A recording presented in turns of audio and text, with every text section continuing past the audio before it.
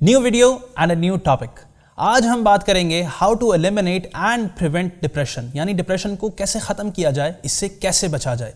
Depression एक life को तबाह और पर्सनालिटी को बर्बाद कर देने वाले अमराज में से एक मर्ज़ है, जिसका अगर बर वक्त इलाज ना किया जाए और इस पर काबू ना पाया जाए तो इंसान मुसलसल डैमेज की तरफ बढ़ता चला जाता है।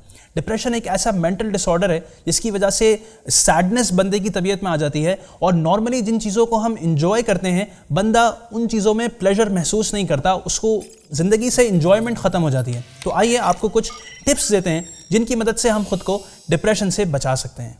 अपने आप को दूसरों के साथ कनेक्टेड रखें। किसी ऐसे शख्स के साथ बैठें जो बग़ैर उकताए, बग़ैर बोर हुए आपको तसल्ली और तवज्जो से सुने।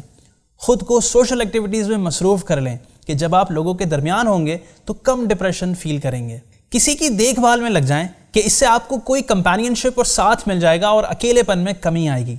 खुद को ऐसी एक्टिविटीज़ में मशगूल करें कि जिन्हें आप इंजॉय करते हैं। फॉर एग्जांपल अपनी कोई हॉबी या फेवरेट स्पोर्ट ले लें या फिर कोई और जायज़ एक्टिविटी।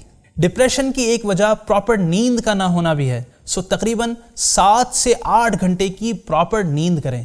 अपनी लाइफ की उन तमाम चीज़ों को फिगर आउट करें जो आपको स्ट्रेस देती हैं, फॉर एग्जांपल वर्क ओवरलोड या मनी प्रॉब्लम्स वगैरह, और फिर उन्हें कंट्रोल करने की कोशिश करें जहां तक आपके लिए मुमकिन हो।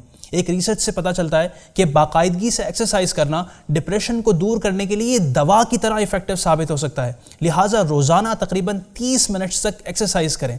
ज़रूरी नहीं कि 30 मिनट से ही स्टार्ट करें, आप कम टाइम से स्टार्ट लें, फॉर एग्जांपल 10 या 15 मिनट से। इसी तरह डिप्रेशन को ओवरकम करने के लिए अपनी डाइट को बेहतर बनाएं, क्योंकि आप जो भी खाते हैं उसका आपकी सोच पर डायरेक्ट इम्पैक्ट पड़ता है। मीठा कम खाएं और विटामिन बी वाली ग़िज़ाएं ज़्यादा लें, जैसे सिट्रस फ्रूट्स, बीन्स, चिकन्स और एग वगैरह। रोज़ाना कुछ ना कुछ धूप लें, बाहर जाएं और कम से कम 15 मिनट तक धूप में रहें। घर, दफ्तर, दुकान वगैरह में भी धूप आने दें।